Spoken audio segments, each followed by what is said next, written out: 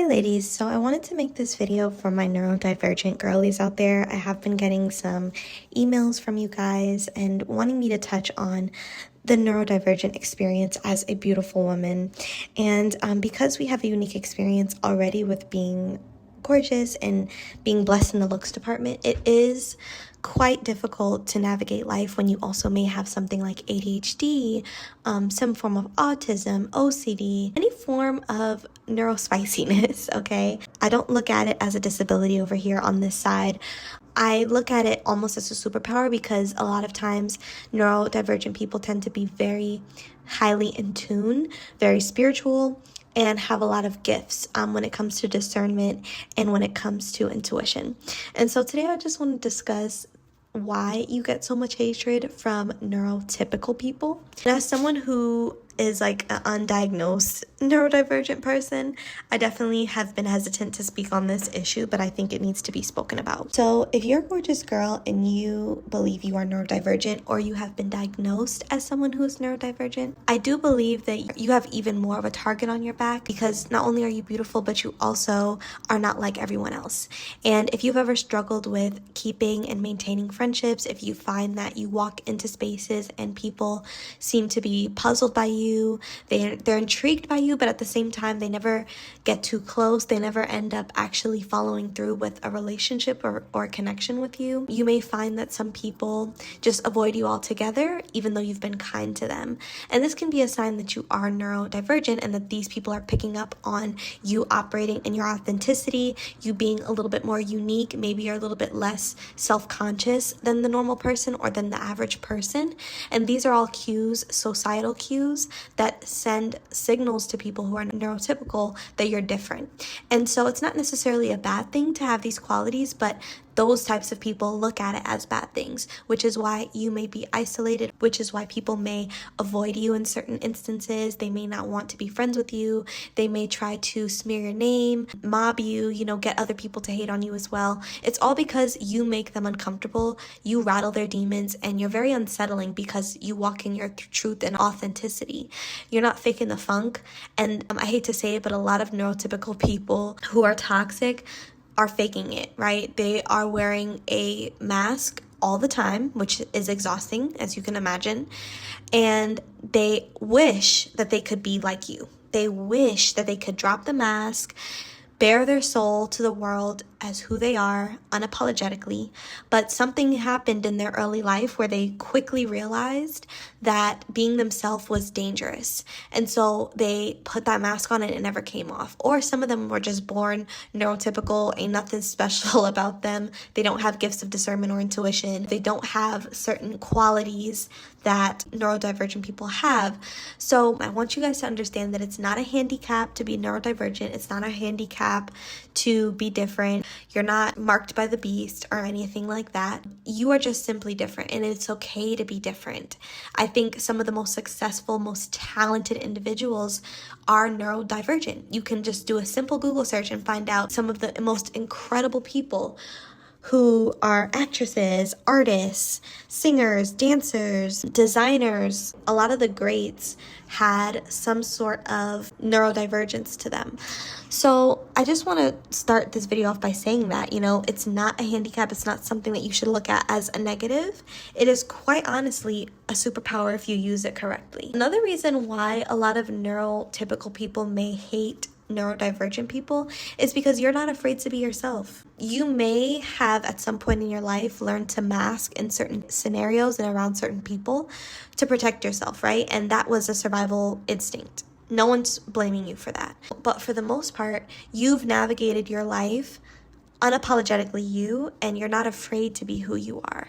The issue with neurotypical people is they look at you being who you are as going against the status quo. You have to understand that in a society where status quo and group thinking has been normalized, you being an outlier of that is uncomfortable for people. It's hard for them to understand why you would want to be an outlier, knowing how tough people are on people who are outside of the box, people who are different, people who stand out. It's hard for them to understand or wrap their brain around why you would want to stick out like a sore thumb. They think you're being awkward and weird on purpose. They think you don't have any clue about how people think of you. And it's not that. You do understand that people have negative reactions to you. People may think negatively about you. It's just that you don't care to change yourself because of those perceptions. And because of that, that can really be unsettling for people who have made up in their mind that the only way they can be successful in life, the only way they can have peace, the only way they can blend in with the crowd is if they go with the status quo and reject what is authentic to their spirit. And what I do know is these people end up being very miserable in life. They're the ones that tend to be trolls on the internet, those anonymous accounts that never have any pictures or videos, but they're quick to comment some negativity. They end up being those people, like the trolls and the nasty individuals of the world who like to dump on other people being their authentic self instead of them realizing how great it is to be their authentic self and join the club. I think the other reason is that they realize that neurodivergent people don't care. Neurodivergent people do not care to be liked or accepted. And when you look at our society and our world, we literally frame our value system and our worth off of if people like us, if we get likes on things, if people compliment us, if people acknowledge us, and if people speak highly of us. And with a system like that in place, it's hard for neurotypical people to go against that because they're chasing validation, they're chasing other people's acceptance. They don't know how to stand on their own 2 feet and be their own individual. So they constantly seek outward approval and validation. And they care a lot about what people think. They try to act like they don't. Like, they love to say, like, oh, I don't give a F what this person says or what that person says. But that's all a facade. That's fake. They absolutely do care. And the reason why they're hating on you, neurodivergent beauty, is you actually don't care. You know what I'm saying? Like, you're not faking it. Like, you're not pretending you don't care like how they do. You walk it like you talk it. Like, you're actually not bothered by people misunderstanding you, by people thinking there's something wrong with you and talking badly about you. You actually don't care. You actually don't care to fit into a box, to be accepted, or to be liked. And so that is a rebellious thing to do, and that is a rebellious way to be in this society. And that's why a lot of neurotypical people who don't have things like OCD, ADHD, autism, they will look at you like a weirdo because you also don't care about what people think, which is so abnormal. A lot of times, bullies and narcissists and sociopaths, they rely on, again, this societal value system of you caring about what people think. Because if you care about what people think, it will stop you from doing certain things. It will stop you from showing up authentically. It'll stop you from being your true self, from speaking up. It'll stop you from doing a lot of things that you should be doing. If you are someone who doesn't care, you disrupt that system.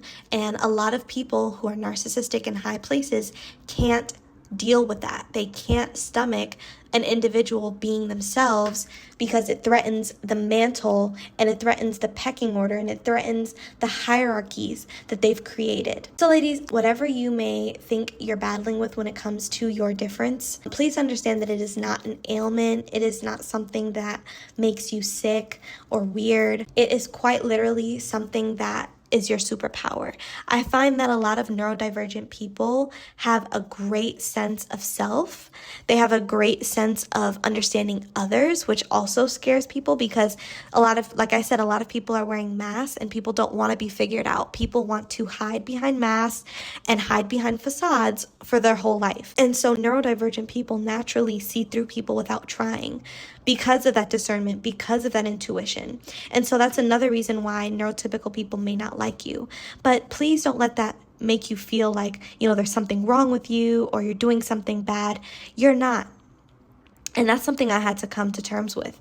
It took me a while to realize this, that, me being excluded and people not accepting me and people hating on me for just being myself, that had nothing to do with me. It had everything to do with them and the lies that they were telling themselves and the group thinking that I didn't blend in with. It wasn't me, it was them this whole time. And so you have to understand your discernment, your ability to see people's souls without them even trying.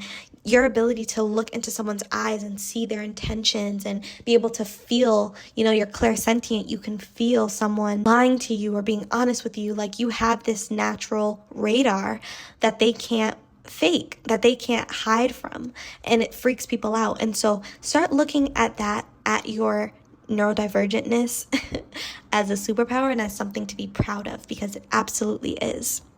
So ladies, drop it in the comment section. I'd love to hear from some of my neurospicy girls out there. What do you think you have, or what have you been diagnosed with, and how has it been your superpower? Also, if you know anyone who is neurodivergent, I'd love for you to share your experience of those people and individuals. I'll also be leaving my email in the description box below, so you can share your stories with me there as well. Have a lovely day, ladies.